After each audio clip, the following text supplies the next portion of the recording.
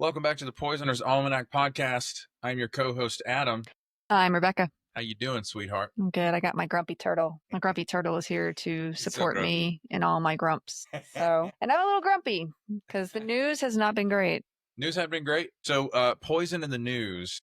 There's an outbreak of raw milk poisoning in Florida. Campylobacter is Campylobacter. a big one now. Drinking raw milk is very, very foolish. Like we've had this conversation several times, but yes. And I've mentioned Campylobacter along with, TB, because you can have mycobacterium in there. Poop milk. Sorry, that's what it is. That's what it is. That's what it is. Just in case anybody's listening who is not aware, milk is pasteurized.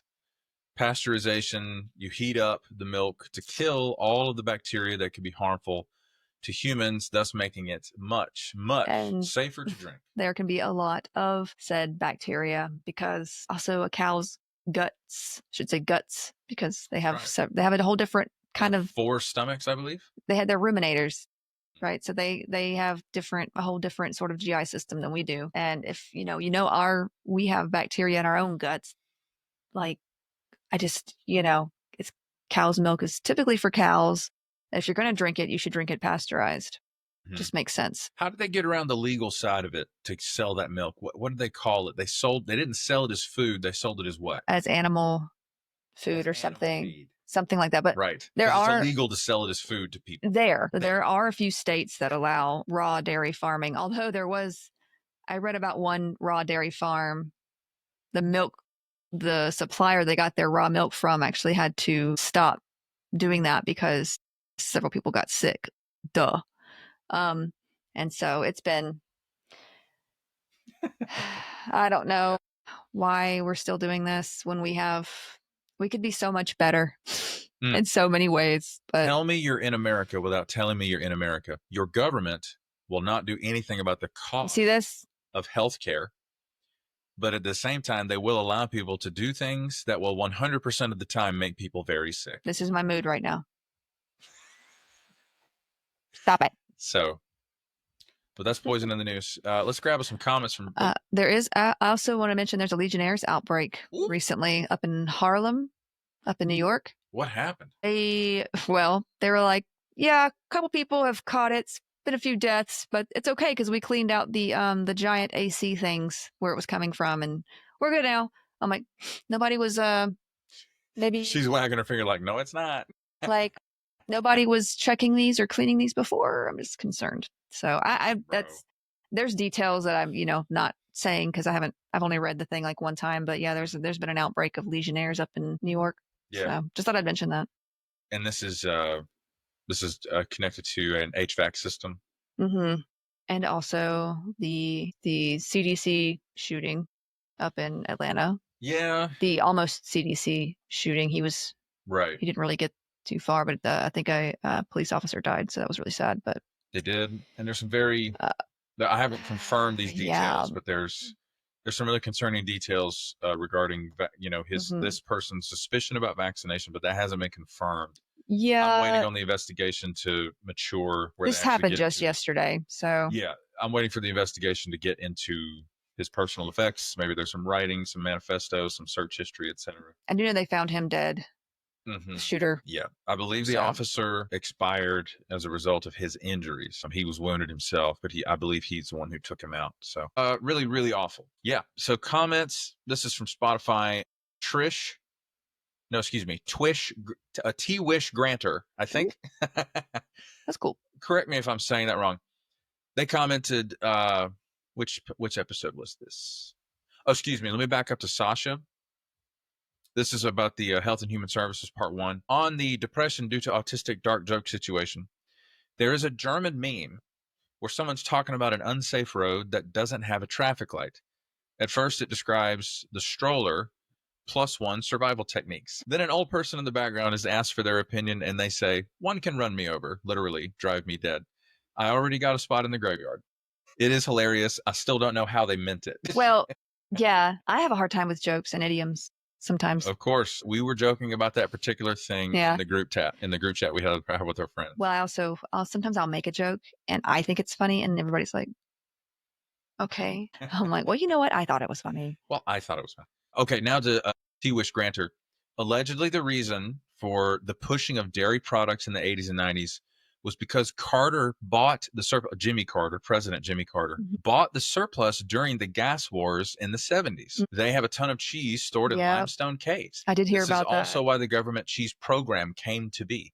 Also, supposedly, a few fast food chains use it as well. I have also heard of this regarding pizza franchises. Yeah, I've heard about the cheese thing because cheese is one of the reasons why you see a lot of obesity in America and other places too. I mean, like America's not the only place. So I know we get hit at a lot for that, but I mean, we do have a problem with it. But cheese is it can be a big problem.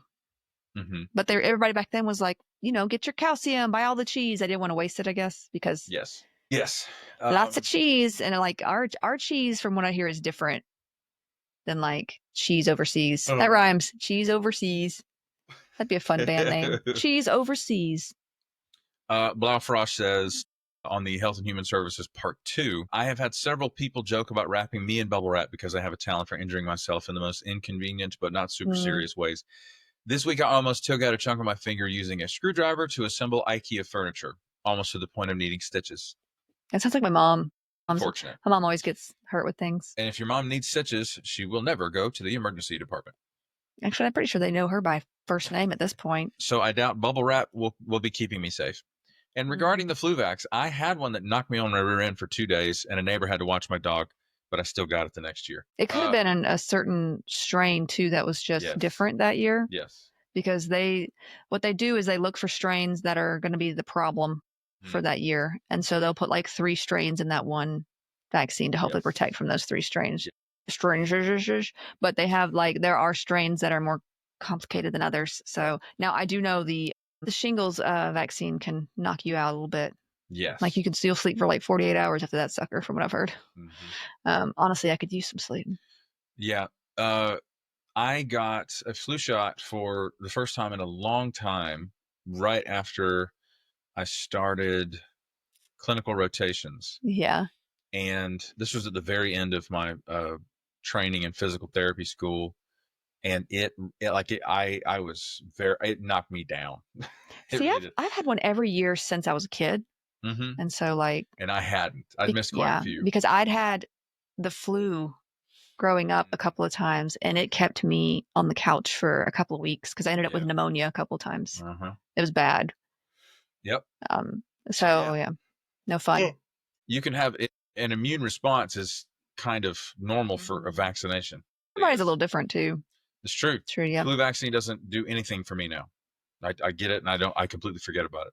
Well, yeah. I mean, yeah. Story time. I escaped a religious cult 7 years ago. Without going into too much detail here, let me just say it was an extremely difficult journey. My mental health spiraled downhill, and I thankfully had enough presence of mind to seek out a therapist to work through what was going on with me. My therapist helped give me context to all the wild things I had walked away from. He was kind, patient, and guided me through what my new normal might look like. I'd never had healthy boundaries in my life. Therapy helped show me that as a result of being in a cult or high control group, I had never fully become my own person. It's a shocking thing to learn at the age of 32.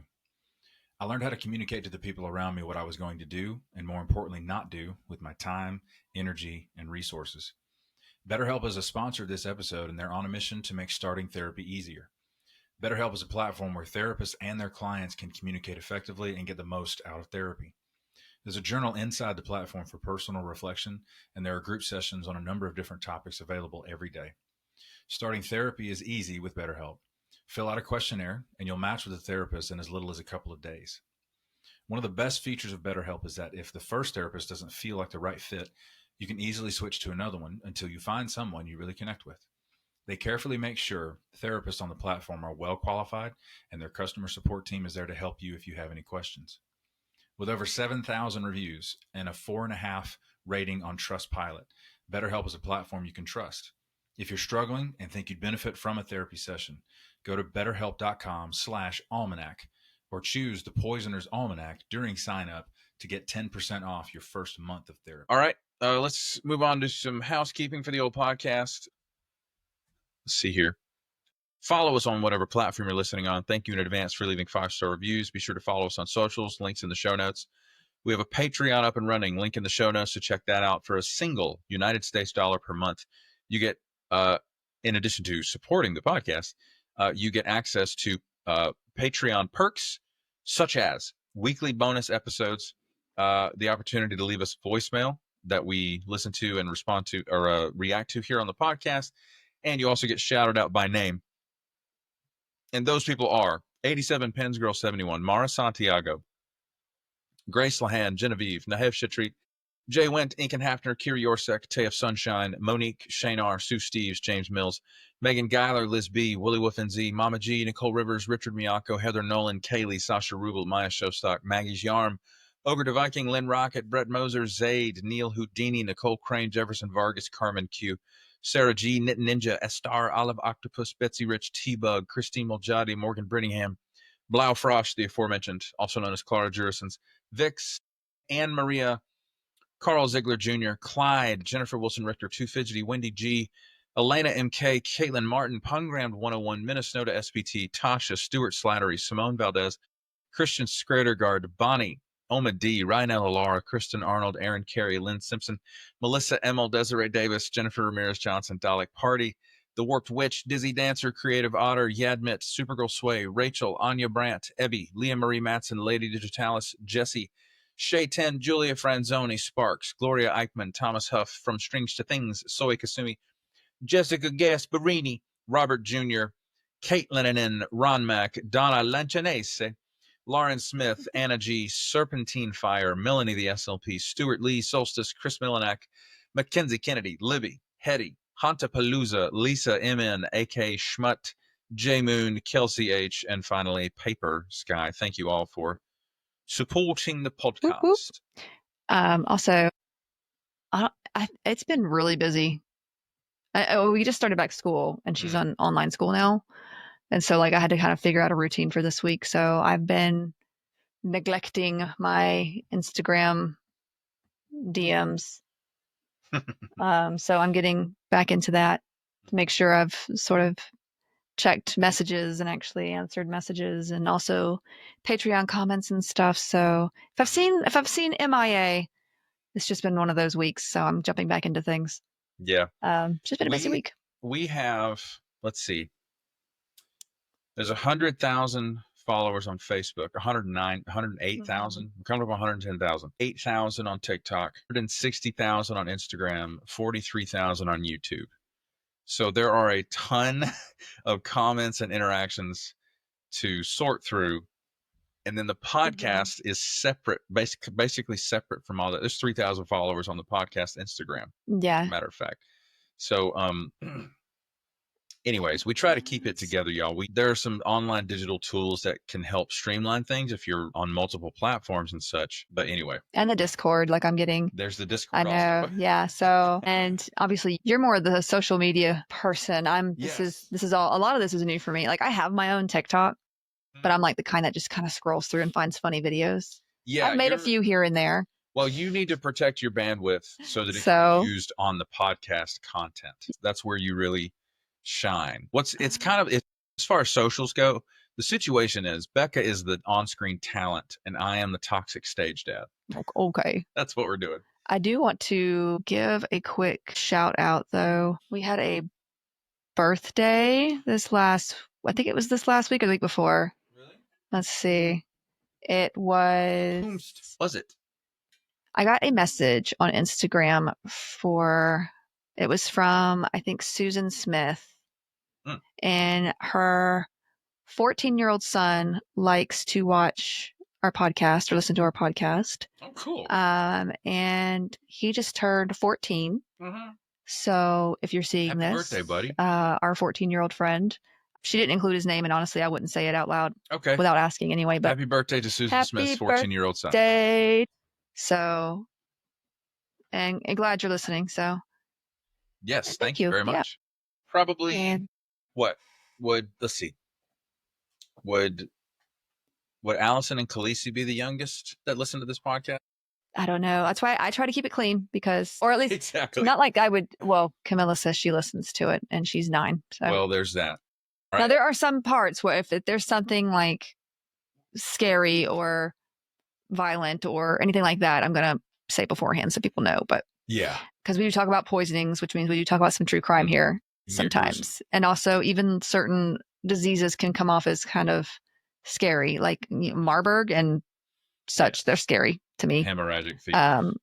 Or the prion diseases are pretty scary. But yeah, so, but I just wanted to do that. I wanted to give him a shout out. Yeah. And yeah. Awesome. You ready to hear about what we're talking about today? Absolutely. We are going to be talking today about some pseudoscience-y things. We're going to be discussing I'm going to kill your chair. Sorry. We're going to be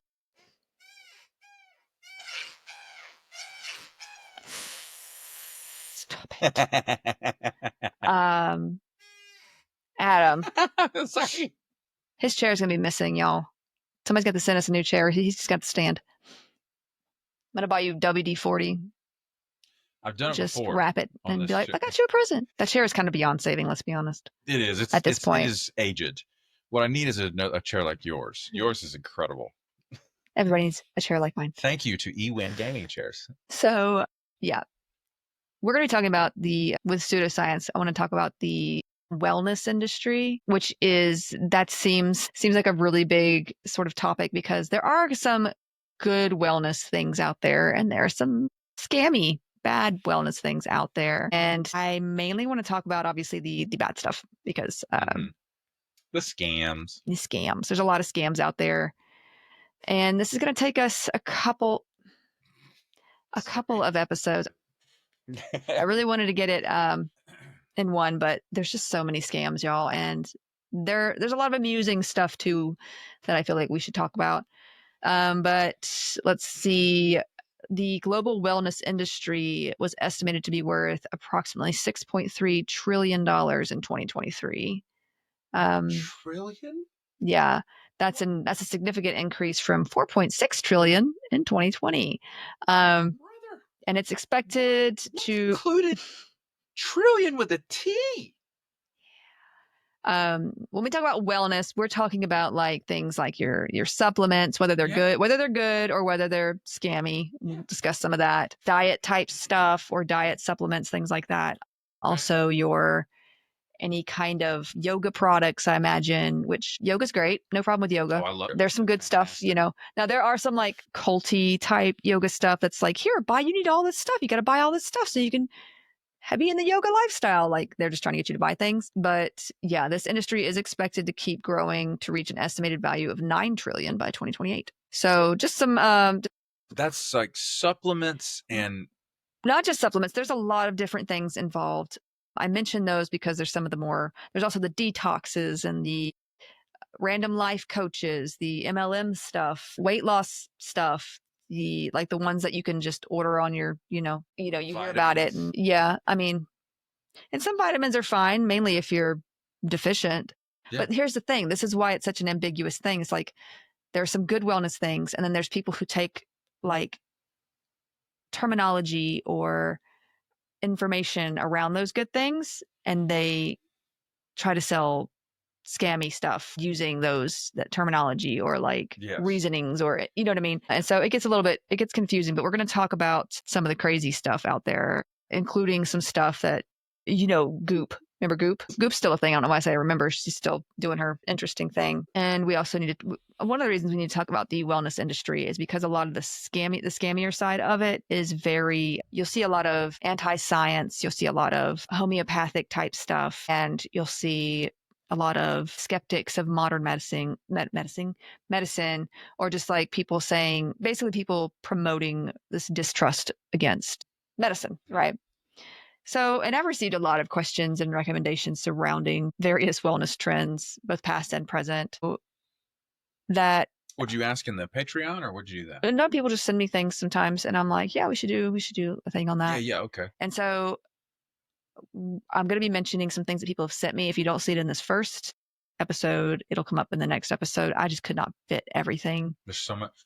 I'm This still, I first still episode. haven't processed $6 Uh, trillion.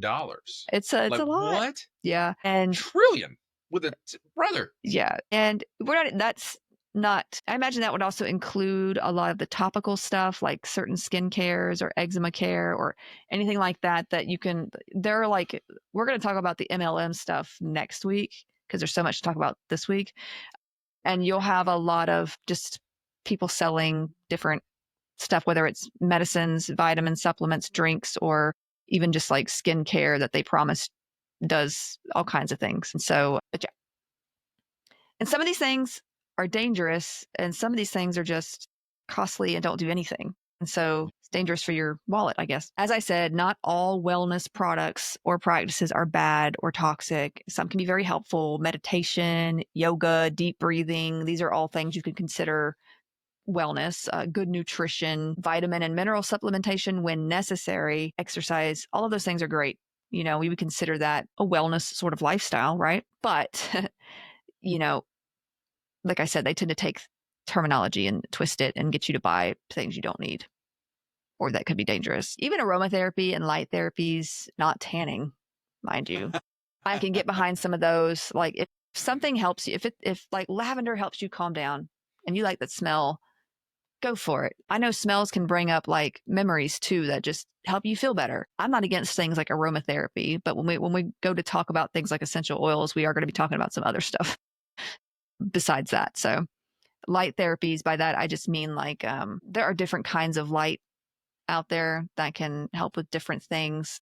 But I have to mention that I'm not talking about tanning. Tanning is not helpful and it is quite dangerous. So our focus today is on the unregulated supplements with unrealistic promises, the detoxes, the weight loss supplements, random life coaches, and diet pushers, like fad diet pushers. Not all diets are bad, but there are some that we definitely need to talk about. And just some weird remedies that are advertised with phrases like boosts immunity, lose 10 pounds in 2 weeks. You don't want to do that anyway. You should not be losing that much weight in that short period of time. Don't Kim Kardashian it, okay? Don't do that. It's dangerous. It's unhealthy. Or brain health. No more wrinkles ever. You know, things like that. If it seems too good to be true, it probably is when it comes to products like these. I thought it would be helpful and relevant to just look into what pseudoscience is first and its, you know, biggest practitioners, kind of past and present. Now, in our latest bonus episode, we actually discussed Franz Mesmer and his sort of animal magnetism treatments. So that was a fun episode. Not only did he have like hundreds of paying clients looking to experience this magnetic healing, but also these disciples that were paying a hefty sum to learn his ways at the time. We're talking about like hundreds of thousands of francs. Francs. Is it francs? It's probably francs. Yeah. Francs. It's just fun to say it that way. Sorry. Francs. Francisco. Right. Ooh, that's fun to say. So, yeah. But when investigated by a team of scientists, actually, I think Benjamin Franklin was on that team as well. But they discovered that the treatment only worked when clients could see it taking place. So, like, it was, they had to be aware it was happening to have any sort of experience at all. Once blindfolded, the patients just sat there, nothing happening. So it was all theater, all imagination, all placebo, if you will. Like, and I mention this because wellness and health scams are nothing new. But I fear we are regressing back into this sort of anti-intellectualism, anti-science mindset where it's like we choose to go looking for a different thing, right? Whether it has science behind it or not. By science, I just mean evidence. Now, maybe we never left it, honestly, and those still holding on to it are just more vocal now. We're seeing that a lot. I know. I'm not sure. I think sometimes as people get bored and hear about a new therapy or treatment, they just have to try it. You know, there's certain people that are just like, that sounds cool. I'm going to go do it. Yeah. The scammers capitalize on people's distrust of the institution of healthcare because they want an explanation for the terrible experiences they might have had. Mm-hmm. And it's so sinister. And they see that it's something novel, and there are these like claims, and also these people saying, "Well, this did this for me" and stuff, whether it's true or not. So, yeah, Now, I have a hard time watching a new movie myself. I need all the information beforehand, so I'm very different. I can't just try something new like that. Also, there's a major problem with our healthcare system. Yes. There's no getting around that. I mean, insurance companies are horrible and greedy and incompetent. They are. I remember I saw a doctor recently, and I was basically telling him how I had to stop my allergy medications and stuff because it was too expensive. And we were just, he was like, he was from South Africa, I think. And I don't want to butcher his accent, so I'm not going to try, but he was just like, they're vultures. These health insurance companies are vultures. He's used to hearing that. Yeah, because like they want to help patients, and it's like health insurance is like, well, guess what? You can't. And they don't even work in healthcare. Now make sure you're not late on paying that premium. Oh, and the people that are the peer-to-peer people, most of the time, the doctors are talking to somebody that's not even in their field. No. Their specialty or anything. That's right. They're not peers at all. They might not even be doctors sometimes. Sometimes you get like a pharmacist on the phone. And look, that's pharmacists are great, but not when you need a peer-to-peer on a surgery. Talk to a pharmacist. Yeah. Anyway. Yep. Sometimes they're nurses too. And I'm like, look, I'm a nurse. I don't feel comfortable saying whether or not a person needs like a surgery that I have no idea about. That's not my. Yeah, you got to stay within your expertise. Of course, if I worked for an insurance company, they'd fire me because I'd be like, yeah, give it to him. You're the doctor. You know what he needs because that makes sense. You would be like, yeah, we'll pay for that. They need it, right? Yeah. Okay. It reminds me of that insurance salesman in The Incredibles. Do you remember The Incredibles? Brother. And he's like, you can't be giving everybody, the okay or whatever. I don't know his exact words. Wasn't that inconceivable? That is Wallace Shawn. That is the actor who voiced that Mr. Incredible's boss at the insurance company. Yes, that is him. Unemployed in Greenland. Yeah, that is. He's iconic, man. But yeah, that reminds me. Then that was auto. Wasn't that like auto insurance or something? Or was that health insurance?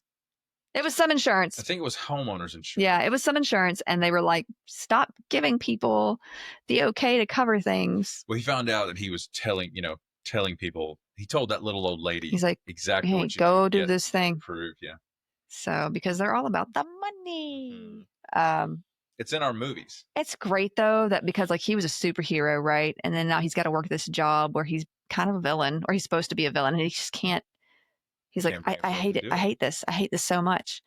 But it's there's a lesson there. Pixar's great when it comes to stuff like that. Anyway, back from The Incredibles to this. Pixar movies are cheaper than therapy. Look, there have been some Pixar movies. Soul. Brother. That movie got me good. Inside Out. 1 and 2. Take your pick. Doesn't matter. I mean, Up will always be a great movie for me. Oh. Doug. Hi there. My name is Doug. Okay, so anyway, there's no getting around the fact that our healthcare here sucks. Healthcare providers are burnt out. Scheduling is nuts. And everything for everyone is too expensive, even with insurance. Even if you want to become a doctor, we need more like good physicians and healthcare folks, because a lot of them are getting burnt out, and we need more. But it costs so much money to just go to school to be a doctor. And now they're trying to get, now they're saying like, well, they're capping the amount of student loans to take out. And like, so as if people are going to come up with 100 or 200. You can't afford to go to these schools. Mm-hmm. There are hundreds of thousands of dollars you're going to have to pay back. And if you can't take out the loans for them, you can't pay for them. It's just. That's right. Well, along with the anti-intellectualism, there's also anti-education. They are anti-science, so they're also anti-education. And anti-research, apparently. Anti-research. Funding cut $500 million in funding for mRNAs. I feel like I'm taking crazy pills. Mm-hmm. There's just like nothing makes sense right now. No. No. Anyway, and I thought like things would make sense as we went forward. Like you learn something, you grow from it, but we're going backwards right now. We're given health advice we can't follow because none of us have the time, money, or energy to do so. Like I try to find a time to work out when you're spending all of your bandwidth on the podcast. I mean, there's that. And also like now I'm kind of her, what do they call it? Learning coach. But like, and thankfully you're a certified teacher. I am. Yeah. And I'm fine with that. But also like just trying to take care of like house stuff and yard stuff. And it's just one thing after another. And it all adds up. Mm-hmm. And I'm being neurodivergent. Like I just don't handle things all that well, especially when it's more than one thing at a time. And So it's you end been up scrolling on your phone until 1 o'clock in the morning because you're kind of taking revenge on how much the day took from you. yeah, and I'm just depressed at how little I got done. And then the next day we do the same thing again. And so we need to do that other section where we talk just about neurodivergent stuff, like on the Patreon, have another tier and do that, because I could talk forever about like this whole, like, I need to do this and I just can't do it. And I can't really explain why I can't do it. I cannot get myself over that hump to do the thing. And it is so frustrating. And then people call you lazy. They call you, That's right. Well, just do it. I want to just do it. That's why I checked Camilla super hard yesterday in the car when she said she was lazy. Yeah, she called her. Yeah, don't call yourself lazy. Yeah, I checked that really fast because I'm like, no. You're not lazy. We're not doing you have ADHD. Anyway, I know I just went off a crazy tangent there, but I feel like some of our listeners will understand. Go where you go. Under that. There we are. So the problem is, it's not really that confusing to see why people are going to find alternatives. But the problem is, some of these can be very dangerous, and some of them can be scams that are just taking your money. Because look, people say all the time, well, the pharmaceutical, the big pharma people, everybody, they're just taking your money. And it's like, so are these people. Yes. Like, these supplement companies are just taking your money. Okay. I don't deny that pharmaceuticals are expensive. Like, medication is expensive, and I hate it, especially for people who need like cancer treatments. And there's just, EpiPens, my God, like, it should not cost that much. It shouldn't. It is criminal. So I get that. But there are a lot of alternative medicines that are dangerous, and we need to talk about them too. Now, pseudoscience is a collection of beliefs or practices mistakenly regarded as being based on scientific method or evidence. Pseudo comes from the Greek word pseudes, which means falsehood or a lie. So pseudo, false, fake, lie, whatever. Ipso facto. I have no idea what that means. You may see this in front of other words in English as well, in reference to something that is false or pretended, or something that resembles something but is not, like a pseudonym, which would be like a false name, writing under a false name. Pseudonym. Right. Pseudo words. Which many women nonsense words, which we hear a lot of in the news now. Pseudopod, which is like an arm-like projection of a cell or whatever that helps with movement, or any of those little blah, blah, blah, blah, blah. Little amoebas or whatever, as you would. Pseudoscience has a pretty funny history when we think of like science in the past, specifically medicine or nature. I mean, a lot of it seems so ridiculous or false anyway when we look at like past methods of care, humors, bleeding, purging, miasma, all other such theories of disease. Like, these were all heavily believed by the scientists and physicians of their time, but have since been proven incorrect. So to continue believing in such, now that we have evidence against it, would be considered pseudoscience. So the basis is kind of on, well, what do we know? It's just interesting to look back and be like, you did what? But back then, all the brains were like, yes, this is correct. Totally. And it wasn't. So, well, their means of observation were extremely limited. It was trial and error. And we've come a long way, and I'm scared that we're falling backwards. So let's take a look at the history of so-called snake oils, if you will, because this is a term we still use when we see like scams or fraud medicine or quack medicine stuff. Medicines using snake oil were actually a real thing in ancient Chinese cultures for minor pains and inflammation. And the ingredient for such ointments was traditionally from the fat tissue of Chinese water snakes. Now, modern science has actually since shown that this ingredient was actually rich in omega-3 like acids, and likely did help with inflammation such as arthritis, bursitis, and minor muscle soreness. But this folk remedy spread first to Britain, then people began making it from vipers, not Chinese water snakes, which is a completely different species. So this is a completely different thing. It's not the way it was in ancient Chinese culture. So the one that they were using might have actually been helpful for some minor aches and pains, but as it spread, now we're using completely different snakes and who don't have that same makeup. Now, one snake oil recipe from 1719 actually appeared in this little Spanish booklet, and it called for, let's see, this is the recipe is called the Viper Oil of Messus. Take 2 pounds of live snakes and 2 pounds and 3 ounces of sesame oil. This would smell horrible. I'm sorry. Okay. Cook slowly, covered in a glazed pot until meat pulls away from the bone. Strain and store. Use to clean skin, remove pimples, impetigo, and other defects. So that's just an example of one of the recipes that was floating around at that time. No pun intended. So the idea came to America likely when Chinese immigrants and laborers came over. A lot of them were working on the Continental Railroad and likely ended up with aches and pains because it's hard work. It's true. They reportedly went back to their sort of custom remedy for it, like they had some of their stock, you know. So the idea took off, and what had started as something pretty legitimate, honestly, became a chance to make big money, basically, for those willing to create concoctions and market them out of their wagons, you know, because what they were in back in the day. They had like wagons all decked out with like, snake oil, come buy my stuff, you know. Yeah. So the original benefit was mostly from the omega-3. Yeah, well, the original snake that was used for the actual snake oil showed like it would have ingredients that would be beneficial. But once it started being used elsewhere, I mean, they were just using anything and calling it snake oil. So yeah, basically like their wagons are like scam websites, right? Like you see like, Yes. buy now, add to cart, except that you just went to the cart because it's a wagon. So yeah. And this is basically like frontier life. And so people are having all sorts of aches and pains and God knows what else, right? Instead of a link tree, they climbed a tree and yelled at everyone. I have snake oils. Come get your snake oils. Here's your elixirs, your tinctures. Want a tincture?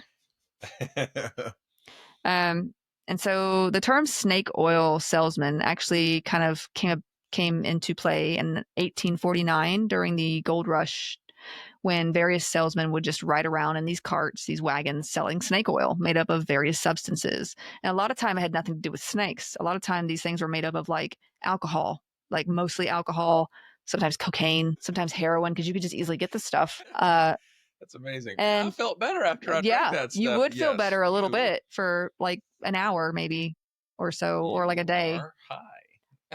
So they constantly sold all manner of mixtures, elixirs, pills, powders, ointments, etc. So it wasn't just the snake oil stuff. They would have like these a full complement of different things. Yeah. Of course.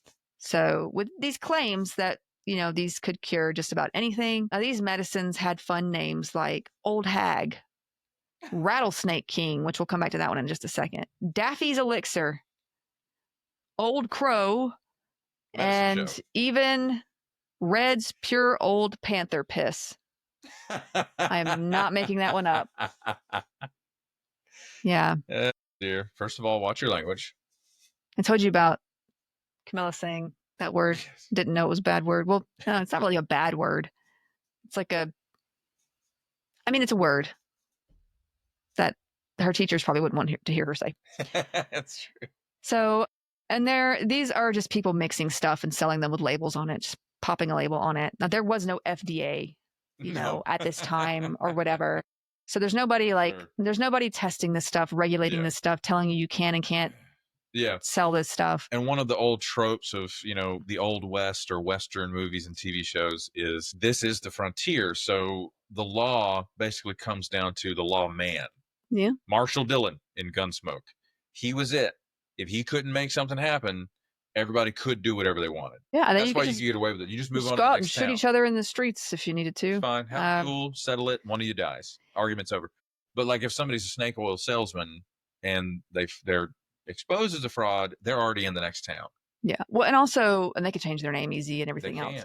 But you've also got like brothels and stuff too. So, like STDs were probably in places. And so like they're probably selling like cure-alls for these things too. Anyway, not to get too detailed, but now most of these had no snake ingredients, like I said, because, well, catching snakes takes time and it can be risky, especially if you don't know what you're doing.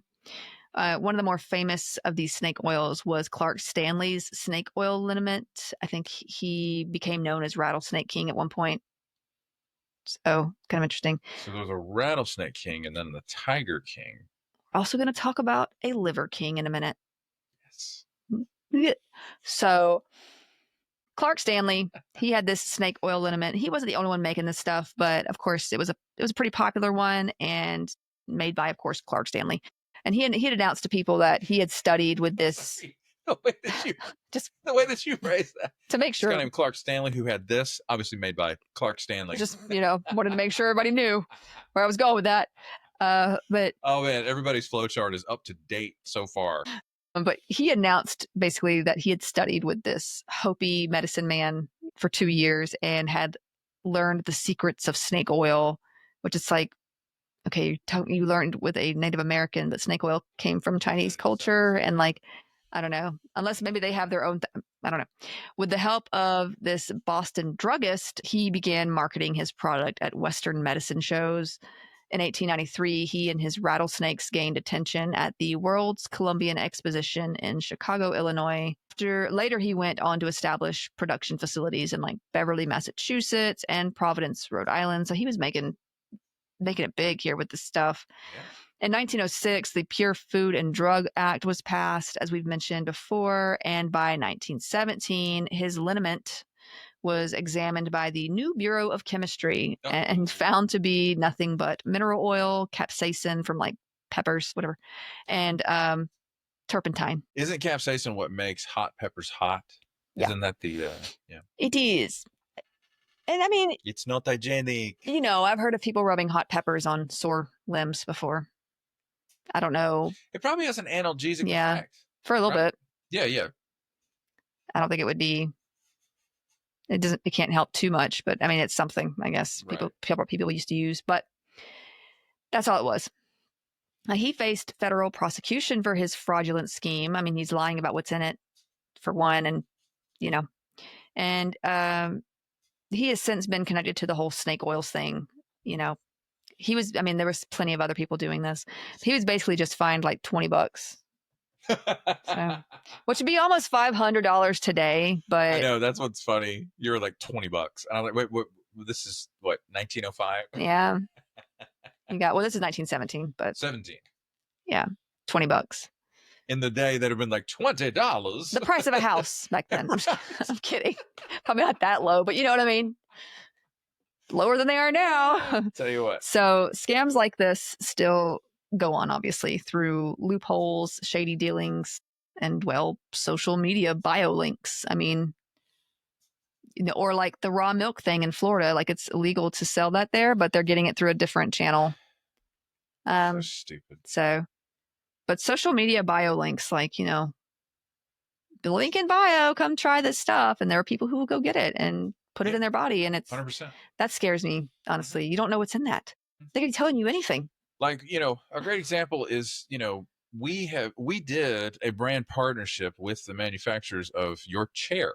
Uh-huh. Now, that chair's fantastic. So we don't have any trouble promoting that chair. I sat in it for like 5 minutes just the other day. My body felt good. Like my rear end felt cared for. Like that's an example of a symbiotic brand partnership, because that's a great chair. I thought you were going to say symbiotic relationship, like a parasite has with them. Anyway. No. But this is nefarious, completely different. Yeah. Well, we've gotten, emails from brands that we've looked very hard into to make sure they're legit. Well, are you, guys like licensed to be doing any of this? And are you guys, what are you guys about? So it's just important to ask questions and check paperwork. There was a nurse in Florida. They just found out she's been working for 2 years as a nurse. She's not a nurse. She doesn't have any nursing licensure. She's been working. I mean, by now she probably has the basics down, to be honest. But like, it took 2 years to figure that out. Like, brother. Yeah. And we've had a nurse that I worked with that ended up not being a nurse, but they caught it within like 6 months, which is still a long time, to be honest. Why would you hire anyway? I'm not going to go there. She did some crazy stuff too. She did not help her case. Okay, so modernly speaking, all of the terminology just becomes difficult and sometimes twisted. Sometimes new terminology comes up to present something that is pseudoscience as legitimate. Like it, it's just very easy today to spread misinformation very quickly and effectively on the internet and on social media. So it's just important to be able to identify what is science and what is pseudoscience, especially like even with like AI stuff out there. It's insane. The jump from like the typical AI from like last year to the VO engine that Google just released is unsettling. Well, also back in the day, they used to use, and I'm sure they still do, use AI for like look on social media for things like misinformation and like sort of tag it as such. But like now you've got AI videos presenting misinformation that people are using, right? So it's just like, yeah, I have seen ads recently, and I saved one on YouTube where it took the copy from the ad and it turned it into an R&B pop song. And I gotta say, it was pretty good. And it was so good that I'm like, what artist did they hire to write these songs for these ads? And then it hit me. They didn't hire. Oh yeah, there's videos that look very real that are AI. I mean, then you notice like such and such has 6 fingers on one hand. And you're like, did you kill Inigo Montoya's father? I'm just kidding. Right. I'm kidding, but one of the bunnies on the trampoline disappeared. It's crazy out there. Now, we've all seen the holistic or functional medicine practitioners, or even like just the holistic moms. And I have to use these when I say holistic because the word holistic actually means something pretty good. It's just they use these terms. Yeah, they hijack stuff. Oh, or the Crunchy Mom Facebook groups where they discuss essential oils for various ailments, or onions soaking up influenza, or what's what I saw recently. My kid hasn't been vaccinated for tetanus and just got a puncture wound. Is there, which is, a risk factor. Puncture wounds are so dangerous. And she's like, is there anything I can put in it that's natural that'll a tetanus shot? Like, just get a tetanus shot. Oh my God. Because tetanus is terrible. Brother. It's terrible. Now, a lot of these groups tend to portray modern medicine as dangerous or unnecessary. A money-making scam, which is ironic. Well, we got, our Secretary of HHS is not helping by saying things like, this is not tested and da-da-da-da, and he's just lying. Or he's like completely misinformed and just not checking and just saying things. We've talked about that already. I'm not going to get on it. Yeah, it's. I will say what's wild. Yet another wild thing about it all is like, we're not talking about a difference of opinion. Yeah. We're talking about the difference between reality and fantasy. Yeah, where we have evidence, we have fact. We're not having a clinical discourse. Right. He doesn't believe in germ theory. No. What conversation? It's like when I saw Mehdi Hassan on that Jubilee YouTube channel where he debated 20 far-right conservatives. Oh my gosh, that was scary. And that guy sat down in front of him. He was like, "You're a fascist." He goes, "Yeah." Yeah, he was very much into it. Mehdi Hassan has to go, "I don't debate fascists." And other guys around the room were like, "Yeah, me too." And I'm like, brother, do you know what that means? I don't think they do. They're not. Do you know what that word means? They're not old enough to have a frontal lobe developed enough to understand what they're really saying. Well, they've also been listening to these like incel type podcasts or these like people who encourage this stuff, and it's my apologies. And honestly, let's continue. You could talk about those incel type podcasts as scams too, because they're selling you this scammy information. Oh my God! You're buying into it. You're giving them money, and it's not real. That way of life is fake. It's false. You're not going to get anywhere with it. If anything, you're going to get arrested. I would recommend for doing something bad. Yes, I would recommend, if you haven't already, lock into Mira Papasova's reporting where she went undercover on a far right-wing dating app. My God. And then she spent a year doing this. Brave. And chronicling what all these people have in common that she went on dates with. She said, this will haunt me for the rest of my days. She said, these guys feel like they're a victim of something that has no name. And that blew my mind. That's the vulnerability that they have. They feel like victims of something that has no name. And then scammers, hardcore fascist podcasters swoop in and say, it's like a cult. Yes. They get them. Let me tell you let me tell you the name of the thing that you're a victim of. Right. And they say it fills women. that void. Totally. And it pulls makes them in. them feel like, oh no, you feel like a victim. You're right to feel like a victim because you are. And then now they're like, part of the brotherhood or whatever. Dude. And it's just. And then they're gone. Yeah. They're, and the truth is, they don't feel like enough as a person. And they have to blame somebody else for it. To blame somebody else for this feeling, this horrible, haunting feeling. And it's like, no. Just get therapy. You got to face it. Get therapy. You have to become a man that a woman would want to admire. Well, a lot of times those people are taught, too, that therapy is weakness. Getting therapy is weakness, right? Like they're taught that anything emotional is I'm going to go down the rabbit hole. Sorry. But that in itself is a scam. Sort of, it may not be. I mean, it kind of goes with wellness because it's like mental wellness, but it's similar. That's right. It's very similar. Same mechanism. They capitalize on a deep-seated fear that a large group of people has. And you see, they have a following. And you'll find a lot of them too can end up being life coaches. Send me $500 and I'll help your life get better. So it can be very strange, difficult thing, especially if you've got a family member involved in it and they're not going to hear anything you say. So it's very hard. Sorry. Back to this thing. My therapist's name is Madison.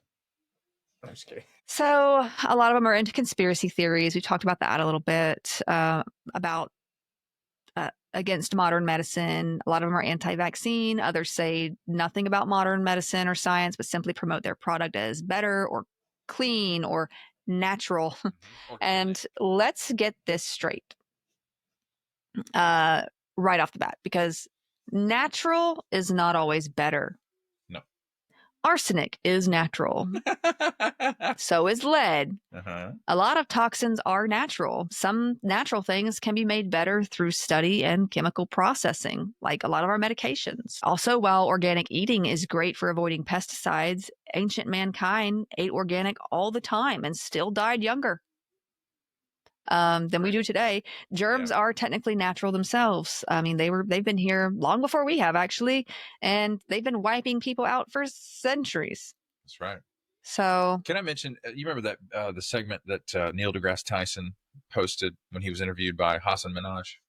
Oh no, I've watched a lot of their stuff though. They're pretty good. Yeah, and funny. From the beginning of, I guess, human history to 1840, half of people over the age of 35 died.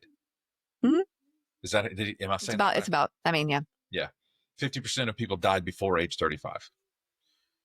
From 1840 until now, that number has drastically gone down. And before 1840, everything is organic, quote unquote. There was the Industrial Revolution, of course. Yeah, of course, you had like wars and people getting eaten by crap, probably. But sure, but that stat blew my mind. It's like we're actually getting a handle on. Well, you don't have infection protocol either. Yeah, a lot of stuff going on, especially like labor and stuff. A lot of people, a lot of babies and mothers died during that. So, but yeah, that's my brief touch on the whole everything natural idea. Not all of it's good. It's just not. Yeah, and you guys, I didn't sorry, mention, but it I didn't mention, like, I grew up snapping green beans on my grandparents' front porch, shucking corn, spreading mulch and fertilizer on their garden. I grew up with organic food, a lot of it. Okay, both of my grandparents on my dad's side, well, all four of my grandparents passed away from some combination of heart attack, stroke, diabetes, high blood pressure. They had tons of organic food coming through. It's not the only component involved. No, it's not. Now, the word holistic has basically been hijacked, to be honest. Originally, it technically means to consider the whole person physically, mentally, socially, spiritually, But in wellness product terms, you'll see it become sort of a sell word. Holistic sounds good. It doesn't require research behind it. You could put it on whatever. Marketing. Now, there are other words associated with wellness that you may hear more often, including things like superfood or detox, GMOs, and the like. And we'll cover inflammation. And that's the thing, though. Like, inflammation is a real thing, but they're hijacking the word to sell you something, basically. I'm a millennial. My soul is inflamed. Yeah. So there's a lot that they've kind of just sort of taken to use for marketing. And if there's anything that America's good at, it's marketing, brother. The whole American Eagle ad with Sydney Sweeney. Oh my God. Their stock went up $500 million after the fact. It worked. It did exactly what they wanted. They got attention. Just before For Goldman Sachs was Oh, about to God. downgrade their stock to the underweight classification. $500 million bump. What a weird, awful ad, though. If they would have paid Sydney Sweeney Why? $10 That's million to be in that ad, they still made a massive. They were ROI. basically like, you know, it'll get us attention right now? Propaganda. Something, yeah. Any kind of propaganda that will promote some sort of I don't know, talking what the point. Aryans like. Oh my God. And I'm telling you, that guy nailed Yeah. it on TikTok when he broke it down. Strategic ambiguity. It was ambiguous enough to prevent incrimination, but uncomfortable enough to cause a reaction. Well, it's also well known that her family is Yes. MAGA. That's why they chose her. Right. Like it was all like planned out if you think about it. But here we This are. is a marketing podcast. Welcome. I'm just like, why can't you just sell your stupid clothes? Because you can't get a $500 million bump if you just say, our jeans are comfy. Oh I don't know. God. Buy them? Maybe not. But then on the other side, you'll have like, just for marketing purposes talk here, you'll have like, they're connected with Aerie, right? They're the parent company of Aerie. Aerie has all these like body positivity. Like they're big like on promoting this like marketing where it's like body positivity. And like even their models are very like just diverse, Not Sydney completely Sweeney. diverse. And it's like, They're all by the same company, brother. The same executives who said, she should say my jeans are blue. Also, multicultural models for Aerie. It's amazing. It's the most, this is the bad place. and like, yeah, like they have like disabled models on there and like, you know, that's cool. It's like, oh, wow, you know, this is great. But then they go and do something like that. And it's like, Sydney- what are you doing? And, you know, Dove does this too, though. Oh, well, they're owned by who? The parent same company. people Yeah. that had the product Victoria's Secret. that made those ads too. What is Yes. it? That spray that men thought women Axe liked. body spray. Yeah, we didn't like that. Stop using that. Like the Axe body spray stuff. Like, remember those ads they used to use? I do. Yeah. And then like Dove would come on and be like, every woman is so beautiful and like we support women. And it's like your other ads say differently. It's just It's the same company.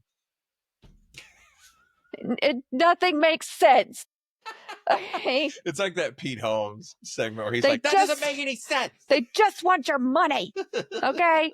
I'm sorry. I went It's off. going to be a 7-hour episode. I'm Welcome. trying. I'm sorry. It's just so many things. So they twist these things. For instance, chemical free sounds great because they are inferring that, you know, chemical is bad. Folks, water is a chemical. Yeah. It's a compound. Yeah, 'cause water it's is a got chemical compound, two. H2O. So, but yeah, it sounds great. We should know that not all chemicals are bad because everything is chemical, basically. Macronutrients like carbohydrates, protein, fat, and fiber, all made of chemical compounds. Water is a chemical compound. The veggies in your garden have chemicals. You are made up of chemicals. So even if you didn't use pesticides in your garden, you still have chemicals. All of it has chemicals. Don't focus on the chemicals, focus on the chemistry. Yeah. They interact with each other. That's how we assess toxicity. So yeah, your body's made up of chemicals, chemical processes. You'd die if there weren't. Like your body does have chemical processes that will actually make some chemicals that you might consider bad, like formaldehyde, for instance. A lot of people don't know that. Whenever somebody tells me like they put formaldehyde in the vaccines, like for antimicrobial purposes, because it does have that ability. But your body makes formaldehyde, actually in larger doses than you would have gotten it in a vaccine. It's a byproduct of protein synthesis. I mean, your body gets rid of it, but whatever. I'm not telling you to go ingest formaldehyde, okay? Because it's like, you know, I'm trying to say it's okay, go drink it. No, I don't do that. It's just, I'm just letting you know that it's incorrect to think that the body is all pure and never makes chemicals and that you should never put chemicals into your body. I mean, formaldehyde is actually still used in a lot of medical equipment, including transplants even. So, you know. Vitamin D chemical. Yeah. You got to put it in your body if you want Yeah. to live. So some chemicals are bad. Others are not toxic and just pass with no issue. Like gum. Think about it like gum. It doesn't actually stay in your stomach for 7 years, right? That's an old myth. We all know that. But it also does nothing for your body either. So what happens? It just goes right through you. Yeah. You have beneficial chemicals, inactive chemicals, and toxic chemicals. So if an ad is just saying this and they're just trying to sell you a supplement or a drink or anything ingestible or topical, whatever they're selling you, it has chemicals. Now, a lot of the whole chemical debate depends on the chemical, the dose, the specific sensitivities, etc. That being said, there are some ingredients in food I would limit anyway, like nitrates, nitrites, like you find in deli meats and hot dogs. But there's proven like scientific evidence that, hey, eating too much of this can lead to colon cancer or heart disease, those kinds of things. You know, I'm not saying never eat another hot dog again. I'm just saying don't eat them every day. Yeah. That's a food you eat at the fair. You know, like just don't eat it every day. Also, there are natural chemicals in meats that when consumed too often can raise your risk of cancer. Yes. Natural or not, it all depends on what it is and the dose. There has long been this debate on food dyes as well. I honestly don't care about food dyes personally. I've read some research on them. They aren't killing anyone that I've seen, but they may cause some temporary unwanted effects like hyperactivity in some children. They do not cause ADHD. That's not the same thing. Just because you have bouts of hyperactivity does not mean you have ADHD. You can have chemically induced hyperactivity. They're not necessary, honestly. We could replace them with better options. You just might not like the look of some foods after the fact. Still, we've come a long way in the food dye area. At least yellow is not made with lead anymore, right? Or green with arsenic. That's a win. I mean, we've come a long way, let's be honest. Could we do better in that arena? Probably, but there are, you know. But the only reason we have come that far of a way is because of court cases where big companies got sued. That's the only thing that makes big companies. Well, yeah, and like the Pure Food and Drug Act. I mean, sure, the outcry was such. and amendments after the fact. So let's talk detoxes and cleanses. Everybody take a breath. Detoxes and cleanses, because these are out there a lot. Now, the word detox started as a medical term, just short for like detoxification, meant to clear the body of toxins like drugs and alcohol. Also for if someone has a significant problem with abuse of alcohol or drugs or has an addiction problem, it is medically necessary, you know, to go through the right procedures to get off of those things, because detoxing it can be pretty serious for those things. But yeah, like I've heard people just say, well, just stop buying it and stop cold turkey. And I'm like, they could die if they do that, brother, actually. Yeah, so sometimes it's to the point where it needs to be medically supervised. It does. Yeah. So it's very serious. And so just to throw that out there, because there are a lot of people out there who judge addiction as if they know everything about it. And it's not that simple. So technically the idea of detox, it's been around for a long time. I mean, it's basically the idea of purging, like back in the 1800s, they had this thing, just purge out the bad stuff, right? Because that's what they thought was causing, you know, illness. So modern detox diets, drinks, fasts, whatever, these are centered around the idea that we're all just around toxins all the time. We're full of toxins. We can't feel our best if we don't flush out these toxins. And if, like I said, if this idea sounds familiar, it should. It's a form of purging. Now, feeling tired or unwell lately, maybe the air has been bad or you've built up toxins because your environment is full of toxins. They just gave, you know, purgatives like emetics and laxatives to do this. Just throw it up. Just poop it out. You know, a lot of it. And hopefully you don't die of dehydration. And look, I get the whole pollution issue, the air quality not being great. I totally get that. It sucks. But and the best thing we can really do is to work to stop the cause of those toxins, which I'm doing that really well right now. But in this case, however, sellers of these products are telling you that you need to and that you can cleanse all these toxins with their cleanses or detox systems. Now, this is just not, it just doesn't work like that. A lot of times, if you've got these toxins coming in through pollution, your body may be storing some of it, but a lot of times the issue comes with constantly having to metabolize those things, like every day, and the buildup of all that. What they don't tell you is that you have your own detox system as a human. Your body already takes care of any toxins or things it does not need. Of course, there's a problem if you're facing these things every single day, usually industrially or whatever. But still, a detox or a cleanse is not going to help with that.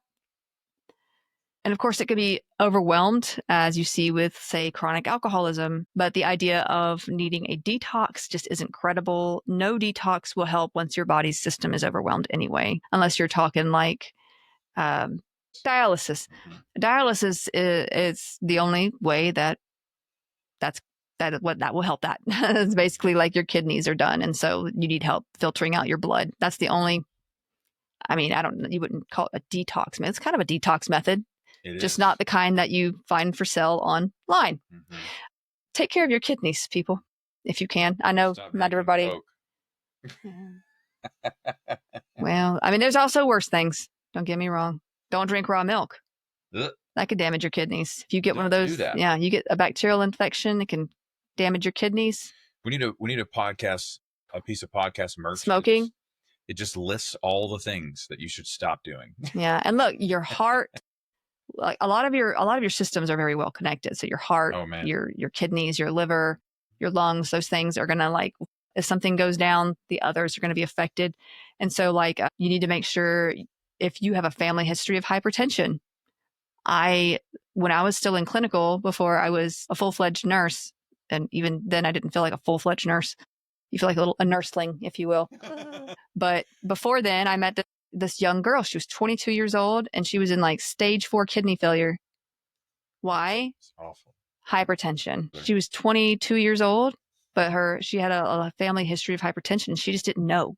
She didn't know she had high blood pressure. Yeah. High blood pressure can really hurt. She was unaware that she had. And so by the time she found out, she was in kidney failure. So it's just important to know these sorts of things about your family, about yourself, get checkups, know what your blood pressure is at, and take care of it if it's high, because things like that can lead to stroke and kidney failure, unfortunately. Go to the doctor unless your insurance says you can't. In that case, just die. Look, I see my doctor every year and get blood work, and out of pocket cost is about $400 every single year. Yeah, baby. Now, granted, I have issues like the thyroid stuff, but still kind of ridiculous. So here we are. But yeah, that's just something to I feel like that was an important thing to mention. Make sure you guys are getting your blood pressure checked. It matters. If anything, doing things like detoxes and cleanses, they're going to likely stress out your body more because many leave you missing electrolytes, nutrients. A lot of them are basically just laxatives. Let's discuss our body specifically first. You have your liver, which is your chief detox organ, and it metabolizes and breaks down these dietary nutrients to be absorbed, toxins that may enter the body so they can be expelled. That includes alcohol, includes, whatever you're taking in. Because yes, alcohol is a toxin. No way around that. So is sugar, though. Your body uses sugar, but too much of it is toxic. The dose makes the poison. And you also have your kidneys for filtering out waste and expelling them through the body. This is why urine tests are used for drug screens. They're literally getting it, your kidneys are literally pushing it out of your body. So it's a great thing to test for drugs because it's going to be in your urine, right? I'm trying so hard not to go down little roads because things keep popping into my head. No. Okay. Even your respiratory system has a system for keeping itself clean. You've got your nose has hairs that catch dirt and other debris. Then you have smaller particles that can be expelled by mucus created by the body. I know it sounds gross, but it's a way that it keeps stuff out. Yep. The immune system recognizes and destroys pathogens. We've been down that road several times. The immune system is pretty amazing, except for when it's attacking something. Yeah, that kind of sucks. But gets a little misguided sometimes. Your skin defends against the outside world as a whole. I mean, your skin is pretty impressive in the way it takes care of you. So you should take care of it. Wear your sunscreen, people. Now, even the intestines have lymph node called Peyer's patches that they guard against pathogens and basically alert the immune system if they find, if things are found or if unusual or the usual bacteria are out of whack, that kind of thing. Obviously, as I've said, there are poisons that can just kill you by overwhelming every system, but let's stick with everyday toxins that you're being told you're infested with, or parasites. They use that too a lot. Some products are advertised as ridding you of parasites that you probably have. I don't think so. If you think you have a parasite, go to the doctor. You do not have parasites just because Mandy on TikTok told you so. Yep. Okay? She just wants you to buy her olive oil with cayenne pepper that flushes out worms. It doesn't do that, but it doesn't do that.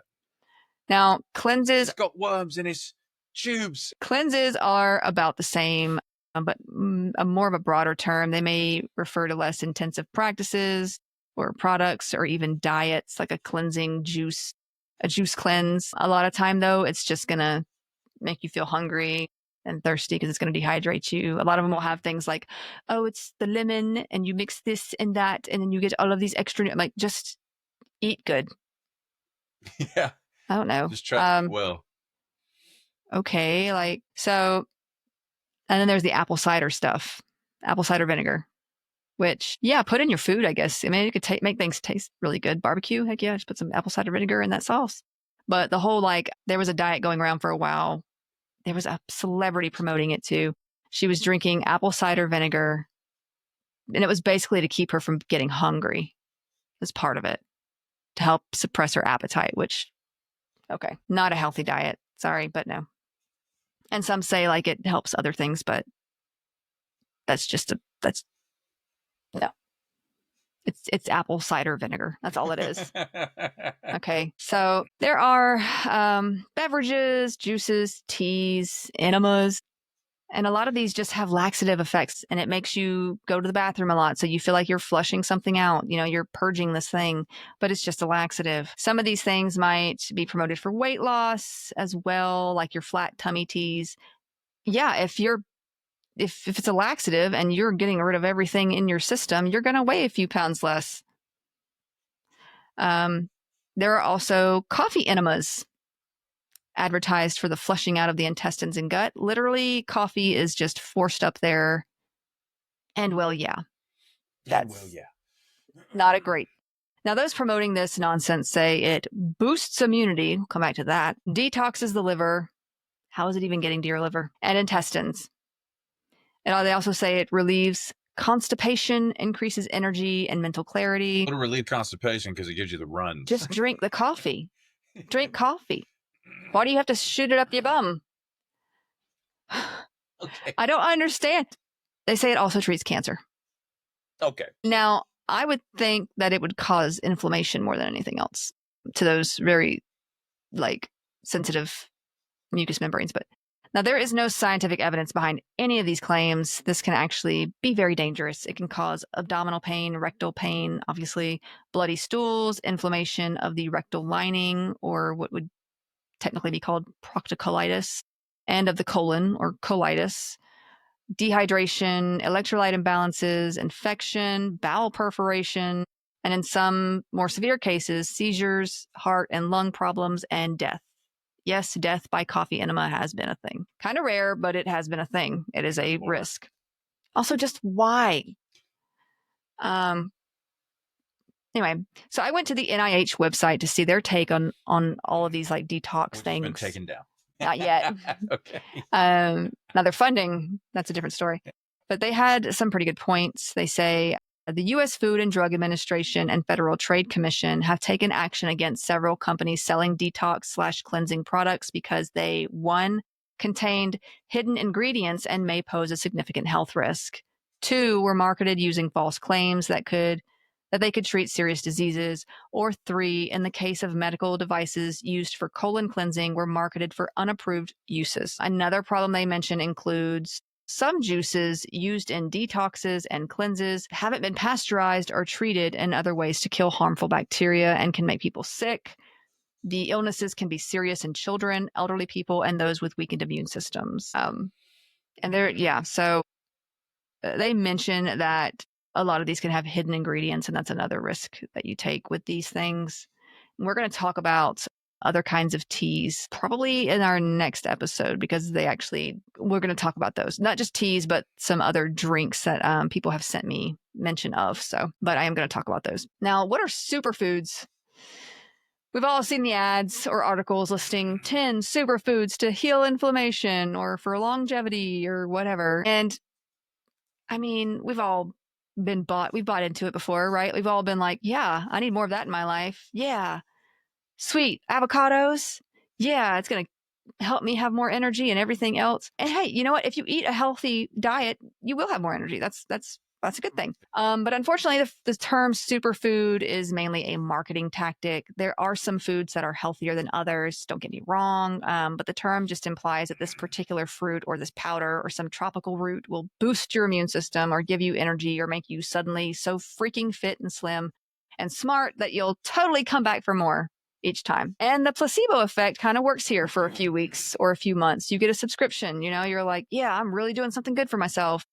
I had a season of life where I was fixated on these acai bowls from this little cafe down the road. And look, they were super yummy. That was the main reason I really liked them, because how yummy they were. They had like the cold acai smoothie blend, the strawberries, the banana slices, the blueberries, little pollen pieces, and like honey, granola, just yummy stuff. And of course, like the bowl there is called Superfood Bowl, right? Because it's got all these superfoods in it. And it is healthy in its own way. I mean, all vitamins and some fiber in there and antioxidants.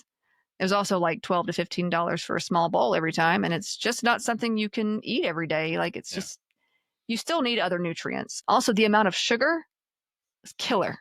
And people might think, but it's natural sugar. It's still sugar. Give me a sec. We're talking 50 to 75 grams of sugar, which is double the amount recommended as a limit by the American Heart Association. It's nearly 3 times the amount. And up to 1,000 calories in these bowls, right?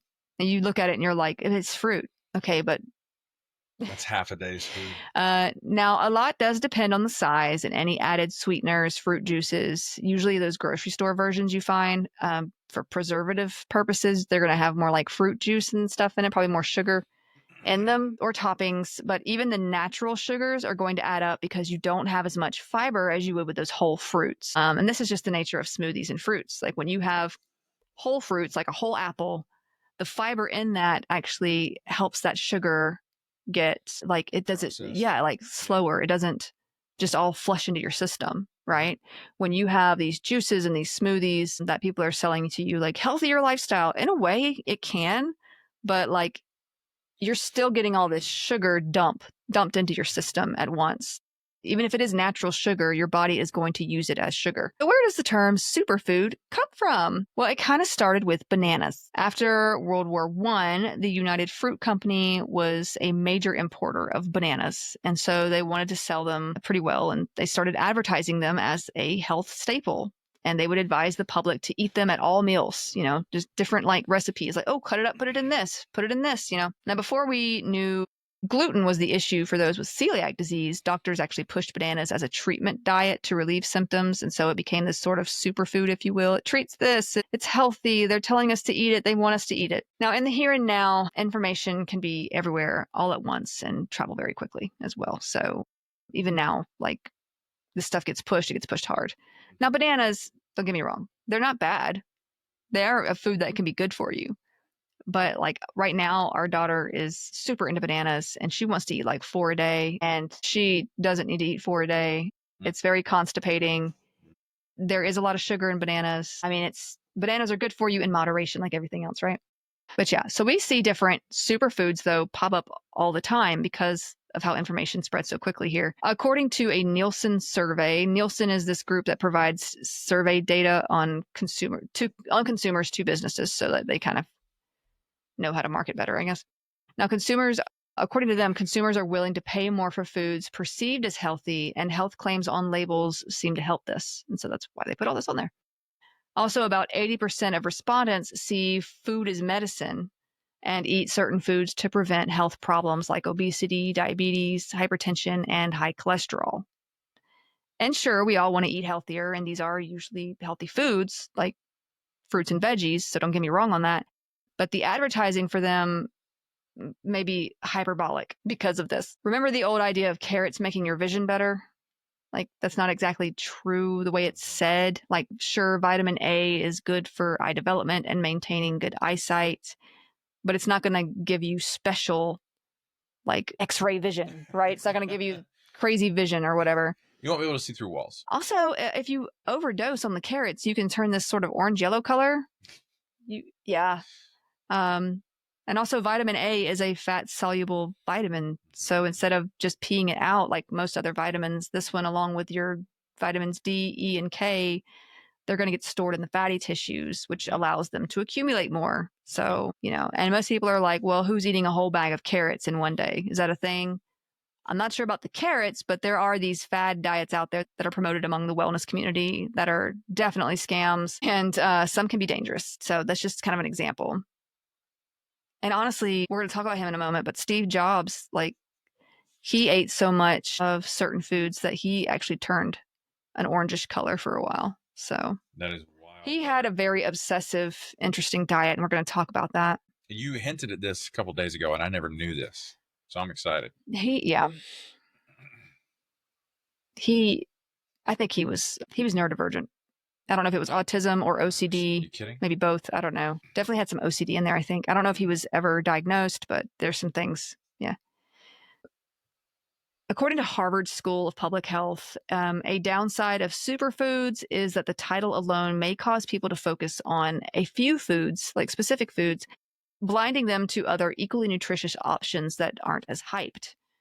Variety in our diet is important, not only to gain the benefit of eating a wide array of essential vitamins and minerals, but also to prevent one from eating too much or too little of a particular nutrient. So eat these superfoods, but don't neglect other areas of your diet for the high-priced fad foods that companies will simply mark up because of demand due to their marketing, basically. Also, there is some marketing out there these days that have no evidence backing it up, like Steak and Shake had RFK Jr. on there for a marketing campaign. Is that where he was? I forgot. I didn't know that's where he was. And basically, he was saying, French fries cooked in beef tallow oil is healthier over seed oils. He eats hamburger. Yeah, then they eat a burger and fries for Maha. No, dude, that's not healthier. He has this thing against some seed oils, man, which I don't know exactly. Anyway, moving on. And then he went to a tanning bed. Now, some of these diets I was talking about, and there are so many purportedly right diets out there. And throughout the years, we could do a whole history of diet culture throughout the years, to be honest. There's been some strange diets. I remember the Campbell soup diet. You remember that one? Where you only eat you eat 3 cans of soup a day. Imagine the sodium. Jesus Christ. Good God. 2,000 milligrams of sodium per can. And you got people one of those cereal CEO dudes that are like, oh, don't have any money? You could just eat cereal for every meal. First of all. Or not. It's giving let them eat cake. Let them eat cereal. Let them eat Frosted Flakes. Even though I know Marie Antoinette actually never said that, but it's giving that sort of thing. Revolution. So it also depends on a person's lifestyle, medical history as well when you're looking for these diets, okay?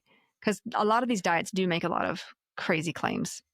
So we're going to mention a few. This is not an all-inclusive list because I'm sure there are some out there I haven't heard of, and there's just not enough time to talk about every single diet out there. So I'm just going to go with the most popular ones that are kind of not healthy. Mm-hmm. I want to mention the fruitarian diet. This is basically like the vegan diet, but it's just fruit, just raw fruits, usually raw, unstarched, non-starchy, raw fruits. Is that how you say that? No starchy, raw fruits. No capes. And that's it. So this sounds like it would be a good thing because it's fruit, but your body can't just survive on fruits. A long-term diet on just raw fruits would result in malnutrition and illness and even death if continued. Such a diet would lead to deficiencies in calcium, protein, iron, zinc, vitamin D, most B vitamins, and essential fatty acids. You need your proteins, your fatty acids. One notable fruitarian was Steve Jobs. He was the founder of Apple, and he was an interesting fellow. He was heavily influenced in college by Francis Moore Lapp, the writer of The Diet for a Small Planet. Now, after reading this, what does that mean? After reading this, he became a strict vegan. And so, okay. But he was still in college as well when he read another book that was written or published in 1922. And this one was called The Mucusless Diet Healing System by Arnold Ehret. Brother, I'm not sure where he found these books or if somebody gave them to him, but Food science wasn't even a thing in 22, bro. It was called Mucusless Diet Healing System. And this book led him to experiment with these like starchless raw fruit only diet over time with these intermittent fasts. I don't mean intermittent fasting. I mean, like he would just have fasts every so often. But these fasts would go on for days, sometimes a week long, like he wouldn't eat anything. What? Yeah. Okay. Now, why? It was obsessive with him. Like he would see it as he would kind of get high off of the starvation of his body. Crazy. Like he would have these crazy work. He would have these experiences with it. It was almost spiritual for him. Yeah, that's because very he's obsessive. Hallucinating. Yeah. It was obsessive with him, and he just sort of. So I've learned all the research I've done into cult group dynamics since escaping a cult myself. Fasting is a very popular cult tool, and it makes the group easier to control because they are hungry and tired and weak. And when you're ADHD, you just fast because you forget to eat. But well, there's that. Yeah, It's amazing. He was a cult leader, and he was the only member. I mean, I'm sure there were people who probably read these books, but with his personality and just the way he was, I think he held on to this philosophy. It was philosophical for him. It wasn't just physical. I'm fascinated. Yeah, you can damage your body. You can damage your internal organs long term. For him, I want to say I really think he had some level of obsessive compulsive disorder because a lot of this. He would later say things like he needed to have that pure and natural sort of nutrition for his body. He wouldn't take in anything. If he learned it had butter in it, he would spit it out. Like it was this, he just had to stick to it. I say that, but it did change throughout. But like when he was in that, like when he was on this particular diet, he would stay that way for a good long time. So now Ehret, the author of this mucusless diet healing system, he was actually a germ theory denialist, go figure, who promoted the idea that this diet would rid the body of wastes and toxins and therefore rejuvenate the body so that it could not be diseased, which makes no sense. But fruitarianism is apparently a subclass of veganism, like it's basically an offshoot of it. But at least like vegans do also eat vegetables. So they're still getting more nutrition than say if you were to just eat fruit. And they like nuts and things too, I think. The thing with Steve Jobs was that he was, like I said, obsessive about these foods that he ate. And he was big on fasting as well. And there's actually, when I was reading about him, they said his diet was actually close to, it's a religious group. I don't know if they're Buddhist or anyway, they literally don't eat anything that they would have to kill, which, yeah, you say like, okay, so vegetarianism, but even plants, if the plant would die with harvesting, they don't eat that plant. So, but I mean, what for? Like, what's the benefit of all this, Steve? We don't understand, buddy. At least they're consistent, I guess. I don't know. It's not a sustainable diet. Yeah, his diet did change over his life, sometimes including a bit of dairy here and there, or even eel, as in sushi. He would have moments where he would kind of like go and do those things, but not much at all. And I often wonder if he had like moments of shame afterwards, because like you ever do that thing where you like, it's not that big of a deal to anybody else, but to you, it's like, I can't believe I did that. Right. I think a lot of people who are super into religion are obsessive compulsive. Yeah. Because like you have that too you start to have those thoughts, or you're kind of made to be, because you have these thoughts where if I accidentally break my fast before I'm supposed to, God's going to punish me. Exactly.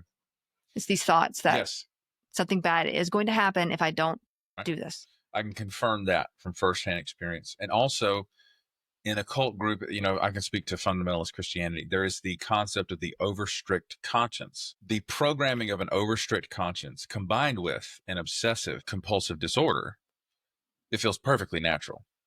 The OCD will not flag an over-strict conscience as pathological. And I think it feels natural. Maybe it's the autism in me, but I was just like, well, if he kills me before 3, I don't have to go to that meeting. That's so on brand. So, let the listener understand. That's so on brand for my wife. Like, I want to go. I hated going to meetings. God. I'm dying, but I didn't have to go to that meeting. Becca's not here because the earth swallowed her up for breaking her fast, which sounds ridiculous, by the way. Okay, I'm getting off it. So yeah, he would go on these extended fasts. Like I said, he would not eat for several days, even for a week. And it was, like I said, it was almost a spiritual thing for him. He would get this sort of high from it. He said he would have these ecstatic experiences, but he would break these fasts with water and some sort of leafy vegetables. He would typically go between veganism and fruitarian when not fasting. He would also eat nuts here and there. Apparently, even his wedding cake was vegan, and his guests reportedly found it inedible. I'm Ron Swanson right now. I mean, why make everyone else abide by the same diet? I don't know. His diet did reflect his beliefs, however. He was apparently into various philosophical beliefs. I will say, I don't know if you knew that he was adopted.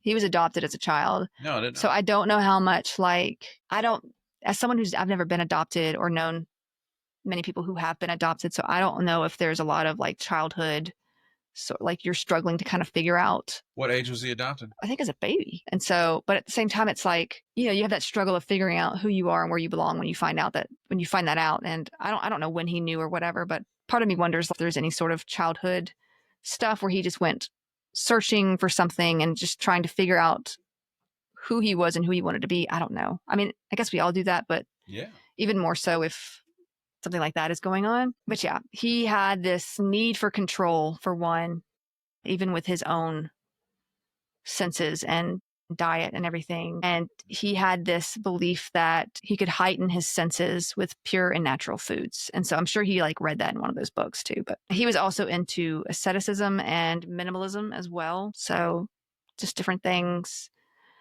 Anyway, most of us know that he died of pancreatic cancer some years back. And this wasn't necessarily caused by his diet, I have to say that, but a fruit-only diet can lead to some pancreatic disorders in some. So, I mean, it is possible that over time with enough inflammation and enough of this and enough of that, it can trigger, worse disorder, but it can also cause a lot of GI distress if you're eating just fruit. Yes. Now, Ashton Kutcher, as I mentioned, played him in that film about his life. Apparently, in the spirit of method acting, he only ate raw fruit because he had heard that this was Steve's diet.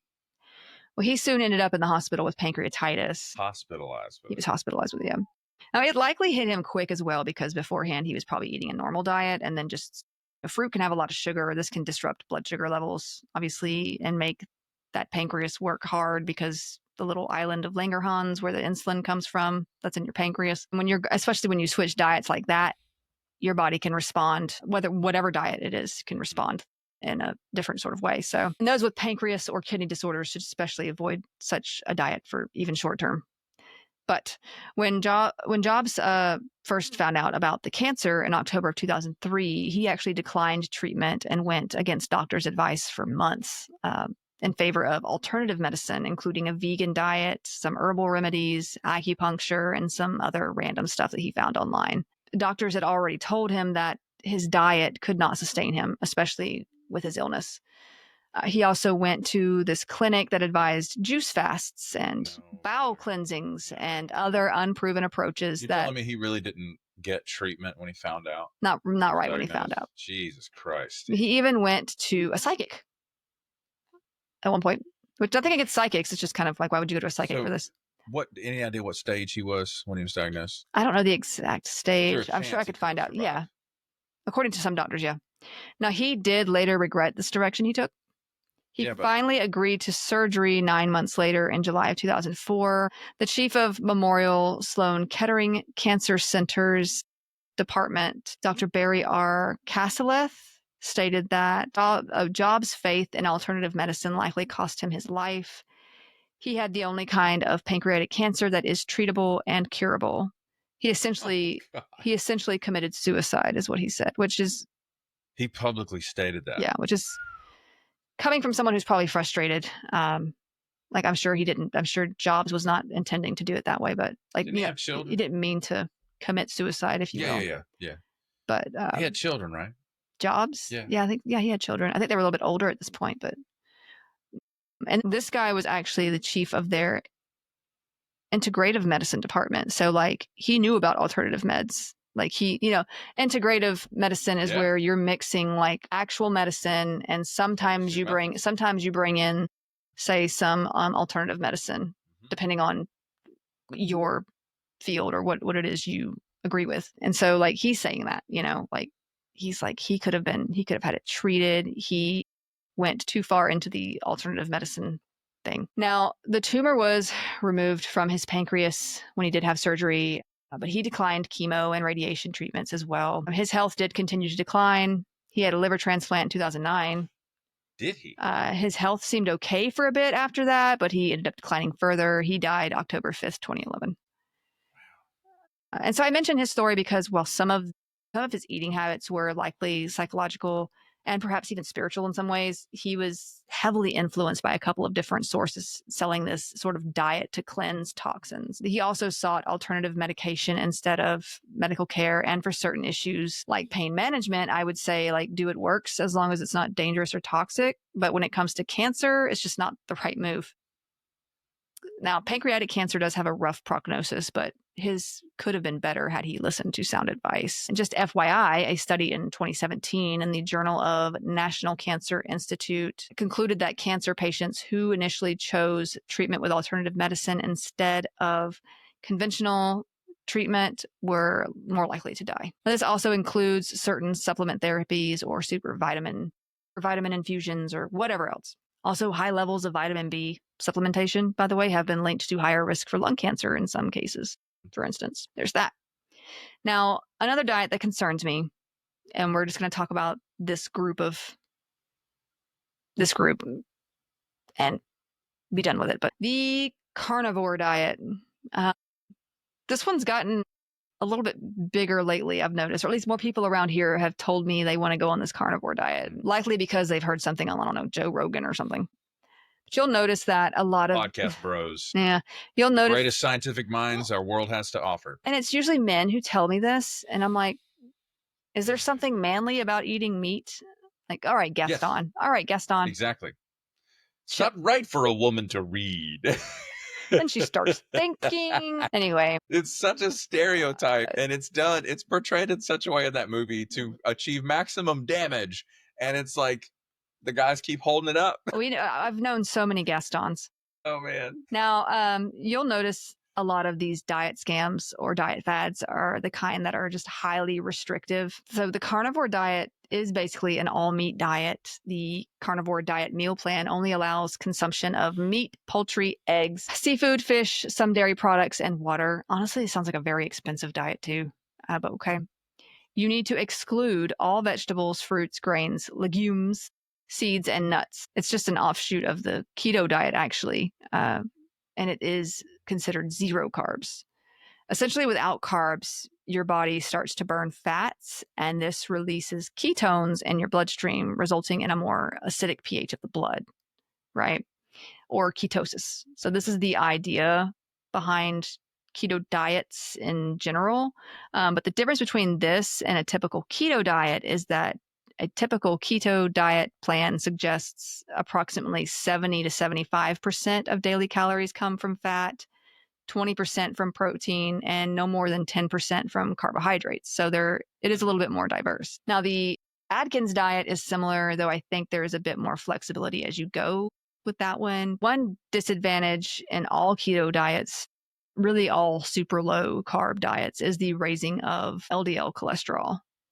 There's just there's also an increased risk of kidney stones, gout, and osteoporosis. Keto diets are usually good for jump starting a diet, but long-term they can be problematic for a lot of people. Now, the carnivore diet, however, is more concerning to me because animal fat, which is all you take in with this diet, is mostly saturated fat, which will increase those LDL cholesterol levels and put you at risk for heart disease as well as kidney impairment due to all that protein. So the main dude behind the carnivore diet is actually Dr. Paul Saladino, which is just fun to say, Saladino. Salad boy. Who doesn't eat salad? Dr. Paul anti-salad. There you go. Dr. Paul salad, no salad. Now, this American psychiatrist and health influencer psychiatrist is basically, yeah, just stay with me. Okay. He wrote this book called The Carnivore Code, describing plants as poison. Excuse me, but only some plants are poison. First of all, how dare you? He also advocates for raw milk, poop milk, Immediately no. despite the lack of evidence for any health benefit and also the risks of bacterial infection, which I thought will he went to continue medical to school. say. Well, yeah, but he's also a licensed functional medicine doctor. Yeah, but he's So- ignoring the truth. Is what he's doing. Functional. It's a grift. So functional medicine is a form of alternative medicine. It rejects conventional medicine. So I don't even know why he went to medical school, because that's a lot of money. It rejects conventional medicine and holds to many unproven and disproven methods of treatment for disease. They also tend to diagnose and treat for a lot of non-existent illnesses as well, usually playing on the patient's uncertainty of a diagnosis, or like maybe their frustrations with having not gotten answers for symptoms, which I totally get. It's a real issue. So a scam. They'll give you answers, but it's not the answer. But since getting that answer, it feels so good that you're like, oh my God, yes, this is what I have. And I get that. It sucks that you can't find answers. I'm a victim of an enemy that has no name. Yeah. Sound familiar? In some cases, you may find a practitioner telling the public unfounded claims like 25% of Americans have heavy metal poisoning and need detoxing. Look, heavy metals are a problem. We've talked about that, but this guy's just making this up. While also selling their detox supplements. Click the link in bio. Ayo. And these supplements, they're like $200, $500. I mean, they're, So functional medicine was created by Jeffrey Bland. He founded the Institute for Functional Medicine in the early 1990s as a part of one of his companies, HealthCom. Okay. Honestly, it's just a rebranding of sorts of complementary and alternative medicine from what I've read. And such rebranding occurs often with scams like these, especially to keep things fresh, not seem like the other stuff that got debunked, even though it still is the other stuff that got debunked. It's like Amway becoming Quickstar. Yeah. It's the same thing. Yeah. Now, Jonathan Stay, the author of Mind the Science, who talks about a lot of this stuff too, explained it well when he wrote how the terms functional medicine and alternative medicine are marketing terms designed to confuse patients, promote pseudoscience, and sow distrust in mainstream medicine. So that's about right. Now, this guy, Salad No, is honestly, he's Looney Tunes. He no longer has an active medical license, as he owed several fines he didn't pay or something. So I guess he's not really a psychiatrist anymore. Or misconduct that he was sanctioned for by the licensing body, just to translate for people who don't understand. Dr. No Salad urged his followers not to use, sorry, I couldn't resist. He urged his followers not to use toilet paper, claiming that they are filled with hormone disrupting compounds. Well, that is a choice. Oofda. I mean, and that he avoids contact with. Did he recommend a bidet? I hope so. I mean, look, that he sells in his link tree? Probably. Actually, you can get a pretty good priced bidet on Amazon. His bidet, a bidet hook up to your. Yeah. I don't have one, but his bidet probably cures colon cancer. That's probably what it is. It's, you know what? It's probably a coffee enema. A coffee enema bidet. It's right up in there. He says he avoids toilet paper or contact with toilet paper to protect his hormonal health. Oh my God. So you have skid marks. Who cares about your hormones when you got boo-boo in your drawers? You gonna be doing your own laundry. That's right. Now he actually stopped using his own carnivore diet in 2020 and introduced other foods into his diet, saying that he needed help for issues that he developed on the carnivore diet, including sleep disturbances, heart palpitations, muscle cramps, and a drop in his testosterone levels. I guess he got that checked, maybe after experiencing fatigue or something. By a licensed physician? I don't know. But I'm sure he had some issues only eating that diet. So he later started to think maybe long-term ketosis is not great for me and probably not a great thing for most humans, even though he's been promoting it for so long. He's already sleeping on a huge pile of money. Now, during COVID, he continuously dismissed the vaccines in favor of metabolic health and natural immunity. Just more like terms and phrases that just sound so good, but are used to sell their own products, really. which means he went into the COVID wards at his local hospital to assist and advise patients to get some metabolic or natural immunity, right? The ones on the ventilators. What I don't get about the whole natural immunity thing is your natural immune system is working with the vaccine. Yes. It's still a natural process. Like you might be getting like the messenger in there to tell your immune system, hey, you need to protect against this. Yeah. But that's the only thing like external really going on. Yeah. Anyway, and wouldn't you know it, he co-owns a supplement company. He's also been on Joe Rogan's podcast with this nonsense as well. I mean, there you go. In a video that went viral in 2022, he discouraged the use of shampoo, soap, deodorant, and toothpaste, saying just water was better.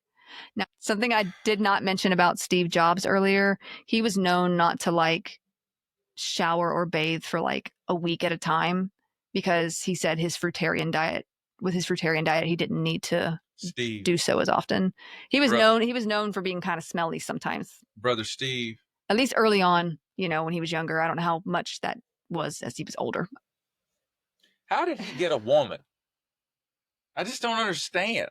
Money. All this stuff you got to jump over just to be in the same room with this fool. Well, they have a big enough house. You can just make sure he stays on the other side. I don't know. I mean, having a child would demand. He was good at what he was good at, I guess. I mean, I don't know. He's not a programmer, by the way. He doesn't write code. No, I think he had I think a lot of it was up here. There's something obsessive and stuff going on. And I don't mean that in a bad way. I'm just saying there was something going on. I think that caused him to be more obsessive with that. Yeah. So in 2024, this guy, no salad, posted on X that infants should be fed raw dairy. This post was removed the next day. Yeah, this post was removed the next day after much backlash. And in May of this year, he had a sit down in the White House with the U.S. Secretary of Health and Human Services, RFK Jr., for an interview. And the two took a shot of raw milk with each other with a bit of honey. No salad is linked to this last guy I want to talk about, the Liver King. Saladino created the carnivore diet first. Yeah. That's the takeaway. Yeah. Now, the Liver King. Mm-hmm. I don't know if you remember that guy. I do. He was big on like YouTube. He's been back in the news recently, actually. He was uploading death threats online towards Joe Rogan because I guess Rogan made fun of him on his podcast some time ago or whatever. But if you don't know him, let me explain. Yeah, he was arrested actually recently for these death threats. Mm-hmm. He got unhinged too. I mean, he was unhinged before. Let's be honest. But this guy, his name is actually Brian Michael Johnson. And he is this American wellness influencer on YouTube and just social media in general. Now, he claimed to live by this sort of ancestral lifestyle where he just ate raw organ meats like liver, this is where he gets his name. And he also claimed that growing up, he was this scrawny kid in school. He was bullied, and he said that he had this speech impediment. I mean, it goes along with this look at me then, look at me now sort of thing. I guess the wellness equivalent of rags to riches situation, if we're thinking about it. Who knows how much of that is true, though. He did later go to Texas Tech University, where he majored in biochemistry somehow. Now, his wife was a dentist, I believe, and he was out trying to be a pharmaceutical rep for a bit before going viral in 2021 for his ancestral lifestyle stuff. But even before he went viral, he and his wife were selling these fitness supplements. So all that blew up with him as he got famous on the YouTubes. Anyway, he got the name Liver King, like I said, because one of the 9 tenets of this lifestyle, again, is eating raw, unprocessed organ meats like liver. Like he would do this on his channel. Another one of these tenets was apparently like super taxing exercise routines, like just overdoing it. Oh, and you also had to shun modern conveniences, even though he's using a phone or something to upload this content, right? Yeah. Okay. So he's this big, beefy dude. He's got huge, like unnatural looking muscles. Mm-hmm. Just looks like he looks like he's in great shape, I guess. I mean, it's a bit too much in my opinion, but whatever. Mm-hmm. It's not natural, none of it. But he has long, unruly hair. He looks like he's cosplaying for like someone in that 300 movie a little bit. You know what I'm about. This is Sparta. He even like has like props and things sometimes. It's a little much. So he was spreading a lot of misinformation about this lifestyle and the diet, and there were a number of healthcare professionals warning people against his stuff because of it. Now, obviously, the diet is high in saturated fat, and the risk for heart disease and GI issues were pretty high. And he had people believing that if they chose this natural lifestyle and bought his supplements, then they too could look like him. Well, some emails were discovered and leaked in 2022 showing that he was taking a whole lot of steroids, something that he had always like denied that he had done, right? Oh, I don't do any of this. This is all I do is my liver diet, whatever. He was spending about 11 grand each month and taking 16 vials of performance enhancing drugs each month, including 5 steroids and a synthetic protein hormone. Brother. So he had lied to everyone about being able to achieve his physique, via natural means, which if you look at the guy, come on. Roids. Come on now. So he apologized in a video online, admitting to taking around 120 milligrams of testosterone per week, and said that sometimes there's a time and place for it. And remember how I said the other guy, No Salad, co-owns a supplement company? Yeah, this is who he co-owns it with.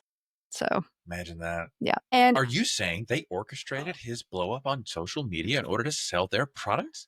I mean, whatever happened, he was able to sell more of his products, but he was selling a lifestyle and an idea. That's right. And we are going to talk more about that a little bit next time because there's a few more names I got to mention. And of course, we've got to talk about Goop next time. I am primed to talk about Goop. We also need to talk about certain beverages that you can buy just at the convenience store that have been known to be addictive, and we need to talk about some of that too, and they're considered like wellness whatever. So we got a lot to talk about next week too, but I do want to mention that it's no shock that dude on steroids is making death threats to somebody who made fun of him. I mean, you can go look at those videos. They're unhinged. He's taking enough steroids to completely alter his personality. But yeah, he does not seem well at all. And I think it's hysterical that his dentist wife was never like, sweetheart, I don't want you to end up with all the illnesses associated with chronic steroid use, anabolic steroid use. She never once stepped in and said, baby, I don't know. I don't know. I don't know the relationship. I don't know much about her. Even if they're together anymore. I don't know. Even if he just was a pharmaceutical sales rep, they do okay. Dentists do really well. Wow. I sent you a picture of him. Yeah, if it helps. If it helps. It's so shocking. For those of you who've never seen this guy, hang on a second. Oh, it's unsettling. He's an interesting fellow. He's been floating around again because of his recent threats towards Joe Rogan. I guess Joe Rogan made fun of him, but I mean, okay, it's Joe Rogan. Also, Joe Rogan says a lot of stuff. But then again, this guy's crazy too, so I guess I better stop saying he's crazy because he might start sending me death threats. I'm just kidding. Bring it, liver boy. Oh. I would hate to see what this man's heart looks like, to be honest. Liver King. He's right there at the top of between like the roids and the diet. See this guy. Like, that's recent. Yeah, he got arrested recently. But yeah. Look at this. He was like, look at that. Like, you're telling me that's natural. No, absolutely not. Look at that. I mean, are you out of your mind? That's roids, brother. He's an unnatural color as well. Like, what is this? It's either being out in the sun with no sunscreen or something the medication is doing to him too. That's right. Like, he looks like liver. Tell me, look at him. Okay. I wasn't ready for it. He looks like liver, actually. Like, something is not right. I can't. Amazing. I cannot. He looks like liver. So I was, honestly, I know I talked a lot about different stuff with wellness this time. Yeah. And I really, honestly, I was trying so hard to get to the Goop stuff today because I was so excited. But we will cover the Goop stuff next week. Yeah. There's some stuff to cover. And obviously we'll cover. We'll make it 3 parts. Why not? There The is. people are with us, There's Becca. plenty of poisonous things involved, so Yes. don't worry, It's an that's endless coming. treasure trove of stupid poisoning. But there's also some other people that have been caught scamming people that we need to talk about. RFK Jr. I mean, we talked about him already. I can't talk more about him because I am tired. I am hate him with a perfect weary. hatred. I am weary. Yes. Like butter spread amongst too much bread. I'm old, Gandalf. Okay. That's going to do it for this episode. Thank you all so much for watching and listening. We'll see you in the next one. Bye.